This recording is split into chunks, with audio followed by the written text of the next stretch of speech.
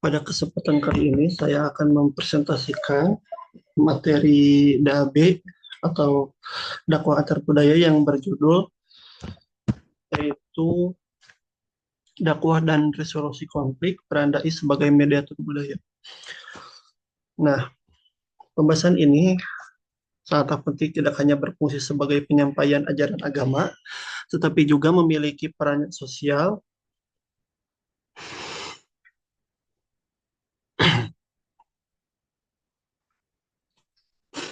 dalam menjaga stabilitas dan keharmonisan masyarakat. Di tengah masyarakat Indonesia yang multikultural, dai dituntut tidak hanya fasih dalam dalil tetapi juga mampu membaca realitas sosial dan budaya. Dalam konteks inilah dakwah berperan sebagai instrumen resolusi konflik. Nah, konflik budaya di Indonesia, realitas dan tantangan. Indonesia adalah negara yang diberkahi dengan keberagaman budaya yang luar biasa, terdiri dari ribuan suku bangsa sebagai adat istiadat dan nilai-nilai yang unik. Namun, pluralitas tidak jarang menjadi lahan subur bagi munculnya konflik budaya yang seringkali dipicu oleh perbedaan pemahaman, dinilai, dan interpretasi tradisi. Contoh nyata dari konflik semacam ini termasuk ketegangan antara etnis di Poso dan sengketa adat di Sumedang. Memahami akar masalah ini adalah langkah pertama menuju resolusi yang keberlanjutan. Jadi Indonesia kan dikenal sebagai negara dengan tingkat keberagaman budaya yang sangat tinggi ya.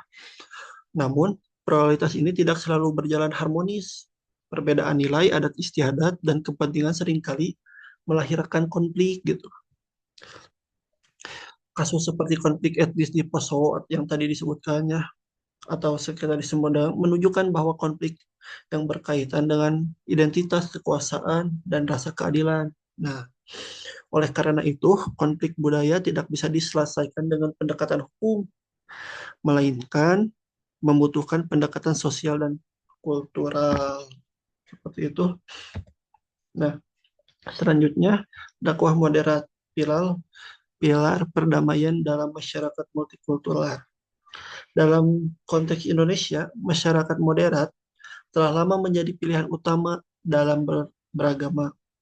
Sebagian mana ditegaskan oleh Nur Syam, dakwah moderat adalah pendekatan yang mengedepankan nilai-nilai toleransi, harmoni, dan keselamatan sosial di atas segalanya.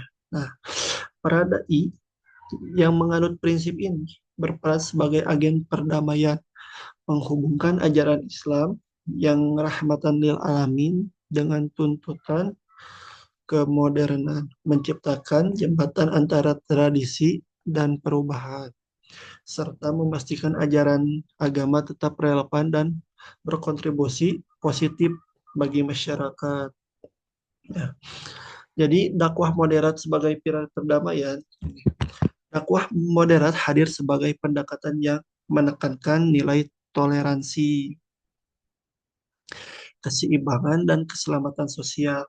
Pendekatan ini sering sejalan dengan karakter Islam di Indonesia yang cenderung inklusif dan adaptif terhadap budaya lokal.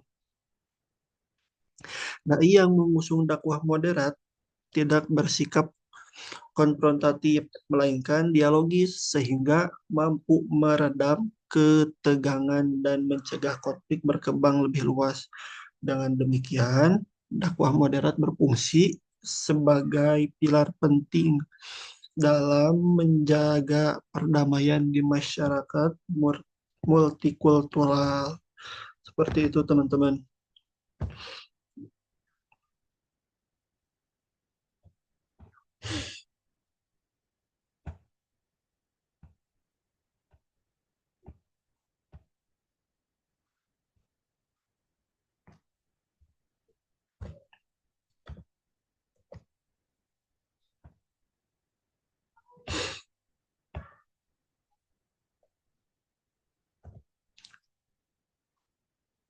Nah, selanjutnya yaitu Dai sebagai mediator konflik, studi kasus dan pernyataannya. Pendekatan konsiliator. Dai menggunakan pendekatan sulh, rekonsiliasi, dan tahkim arbitrase Qur'ani untuk memfasilitasi dialog dan musyawarah berbasis kearifan lokal seperti yang terjadi di Bantar Kawung, Jawa Tengah. Kemudian ada dialog antar etnis. Dai sering menjadi pihak ketiga yang netral, memfasilitasi diskusi, dan menemukan titik temu antara kelompok yang bertikai dengan menekankan nilai-nilai persaudaraan dan Islam. Nah, yang ketiga ada mediasi konflik sosial. Keberhasilan dai dalam menyelesaikan konflik terlihat jelas dalam penyelesaian konflik sosial dan agama. Contohnya di Karimun Jawa di mana mereka mampu menciptakan solusi yang diterima oleh semua pihak. Jadi intinya dai sebagai mediator adalah dalam konteks resolusi konflik, dai berperan sebagai mediator yang menjembatani pihak-pihak bertikai atau pihak-pihak yang bertikai. Dai yang menggunakan pendekatan islah atau rekonsiliasi serta tahkim atau arbitrase yang berlandaskan nilai-nilai Quran. Contohnya dapat dilihat di Bantar Kaung, Jawa Tengah di mana dai memfasilitasi dialog berbasis musyawarah dan kearifan lokal. Selain itu, di Karimun Jawa dai berhasil meredam konflik konflik sosial dan keagamaan dengan pendekatan persuasif yang diterima oleh semua kelompok. Selanjutnya ada kearifan lokal dan dakwah sinergi dalam resolusi konflik. Kearifan lokal Kearifan lokal memegang peranan krusial sebagai alternatif efektif dalam mereduksi intensitas konflik, sebagaimana diteliti oleh Adian Shah dan kawan-kawan.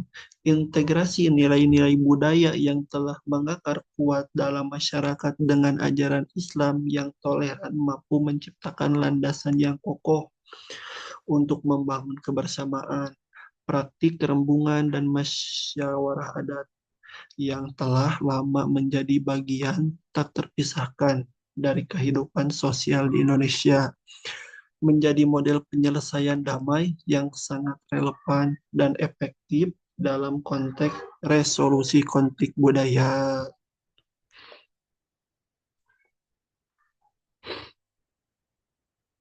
Jadi, kearifan lokal dan dakwah.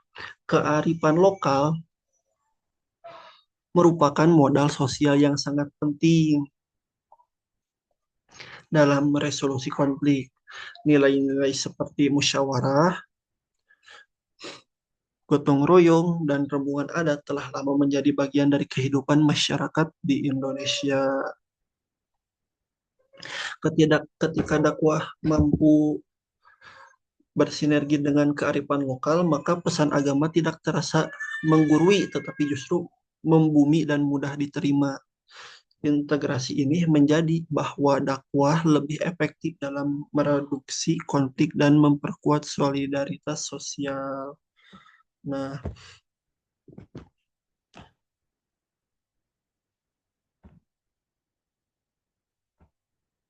selanjutnya ada model resolusi konflik berbasis dakwah dan budaya.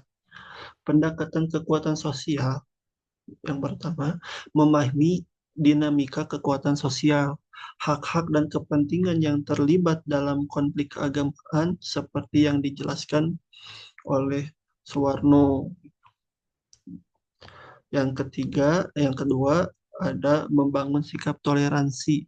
Dakwah moderat secara aktif membangun sikap paling terhormat dan toleransi antar umat beragama, meredakan ketegangan, mempromosikan hidup berdampingan, Yang ketiga, ada edukasi pencegahan konflik. Dai berperan vital dalam mengedukasi masyarakat mengenai pentingnya menghindari eskalasi konflik dan mencari solusi damai melalui dialog. Nah, yang keempat, penyelesaian damai. Mendorong menyelesaikan konflik melalui jalur mediasi yang mengedepankan keadilan, keselamatan bersama sesuai ajaran Islam. Jadi, mode resolusi konflik berbasis dakwah dan budaya dilakukan melalui beberapa tahapan. Yang pertama, yang tadi memahami struktur sosial dan kepentingan yang melatar belakangi konflik. Nah, yang kedua, membangun sikap toleransi dan sering menghormati antar kelompok. Yang ketiga, melakukan edukasi kepada masyarakat agar konflik tidak berkembang menjadi kekerasan. Yang terakhir, yang keempat, mendorong penyelesaian konflik secara damai melalui mediasi yang adil dan berorientasi pada kemaslahatan bersama.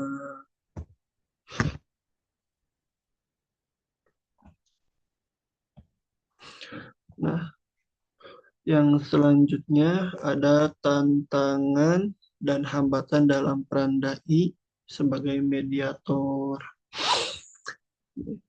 Ada berapa sih? Ada tiga. Yang satu, politisasi agama.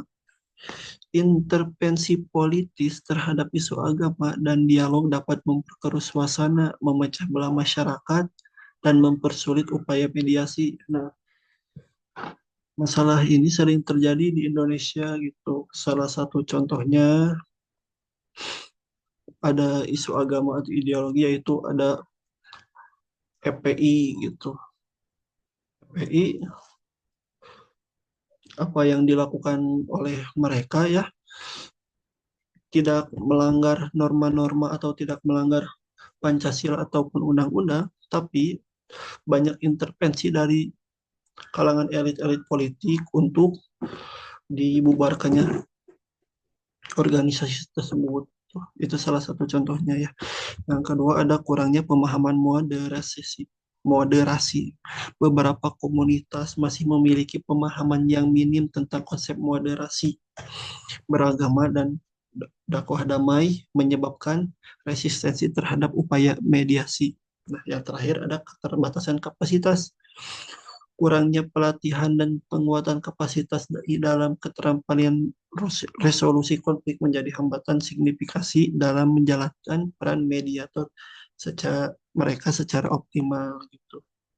Nah, jadi meskipun perannya strategis, tapi dai harus menghadapi beberapa tantangan, yaitu tadi tiga yang disebutkan gitu. Politisasi agama sering kali memperkeruh situasi dan menjadikan konflik semakin kompleks. Selain itu, masih ada sebagian masyarakat yang belum memahami konsep modernisasi agama. Ditambah lagi keterbatasan pelatihan dan kapasitas dai dalam resolusi konflik, berupaya peran mediator belum berjalan maksimal. Seperti itu, teman-teman. Nah, yang selanjutnya ada strategi penguatan peran dai dalam resolusi konflik budaya gitu. Pendidikan berbasis Al-Quran dan kearifan lokal. Pendidikan dakwah harus mengakar pada nilai-nilai universal Al-Quran dan diperkaya dengan kearifan lokal seperti ditekankan oleh Pasir untuk menghasilkan dai yang kompeten. Selanjutnya, kolaborasi lintas sektoral, membangun jaringan perdamaian melalui kolaborasi yang erat dengan pemerintah daerah, tokoh adat, dan organisasi masyarakat sipil. Kemudian, pemanfaatan teknologi dan media sosial dan media mengoptimalkan penggunaan media sosial dan platform digital untuk menyebarkan pesan-pesan dakwah, damai, toleransi, dan persatuan khalayak luas. Jadi, untuk mengatasi tantangan tersebut diperlukan penguatan peran dai melalui pendidikan. Yang pertama, Al-Quran, pendidikan berbasis Al-Quran gitu. Terus kemudian kolaborasi lintas sektoral dengan pemerintah daerah, tokoh adat, dan organisasi masyarakat juga juga sangat penting. Kemudian pemanfaatan media digital menjadi strategi efektif untuk menyebarkan pesan dakwah damai, toleransi, dan persatuan agama generasi muda. Seperti itu, teman-teman. Nah, selanjutnya ada dampak positif dalam resolusi konflik bukti empiris. Karimun Jawa, praktik dakwah moderat yang berpadu dengan tradisi lokal berhasil menciptakan harmonisasi antar etnis menunjukkan kekuatan integritas budaya. Bantar Kawung, pendekatan rembungan, dan konsiliasi dalam dakwah sukses menyelesaikan konflik sosial, menjadikannya contoh sukses menjadi mediasi berbasis komunitas. Di Sumedang, integritas, nilai dakwah, dan adat berkontribusi pada pengangguran konflik agraria, menunjukkan bagaimana agama dan budaya dapat bersinergi. Nah, berbagai studi kasus menunjukkan bahwa dakwah moderat memiliki dampak nyata, yaitu tadi yang ketiga tersebut gitu.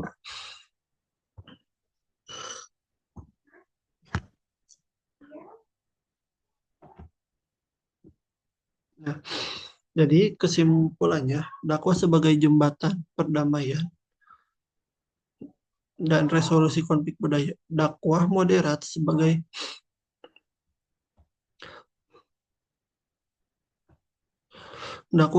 dan para dai memegang peran sangat strategis sebagai mediator dan agen perdamaian atau agent of change dalam konteks konflik budaya di Indonesia.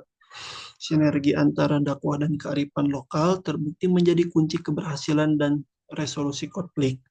Oleh karena itu, sangat penting bagi kita untuk terus memperkuat peran dai, membekali mereka agar pengetahuan dan keterampilan yang memadai demi terwujudnya Indonesia yang damai dan harmonis dan beradab. Mungkin cukup sekian dari saya. Mohon maaf bila penjelasannya masih banyak kekurangan dan pasti banyak kekurangan. Mohon dimaklumkan. Wa akhiran, aku lakum. Wassalamualaikum warahmatullahi wabarakatuh.